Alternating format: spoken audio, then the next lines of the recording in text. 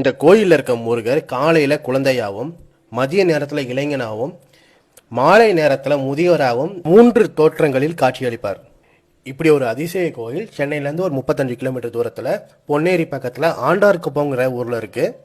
இந்த கோயிலோட இன்னொரு சிறப்பம்சம் என்னென்னா, பிரம்மதேவன்கிட்ட பிரணவ மந்திரத்தோட அர்த்தம் கேட்டு அது தெரியாதனால அவரை சிறையில் அடித்தப்ப முருகர் 2 கையும் இடுப்பில் வச்சுட்டு ஒரு அதிகார தோரணையோட நின்னாராம்.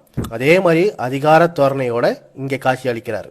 முருகர் ஒரு சின்ன பையன் வேஷம் போட்டு ஒரு ஆண்டி கோலத்தில் ஒரு பக்தருக்கு திருவிளையாடல் நடத்தியிருக்காரு. அதாவது அந்த பக்தர் இங்கே குளிக்கிறதுக்கு நீர்நிலை எதுவும் இல்லையான்னு அப்படின்னு கேட்டப்ப இருக்கு காட்டுறேன்னு சொல்லிட்டு கையில் இருந்த வேளால் தரையில் குத்தி அந்த இடத்துல ஒரு நீர்நிலையை உருவாக்கியிருக்காரு.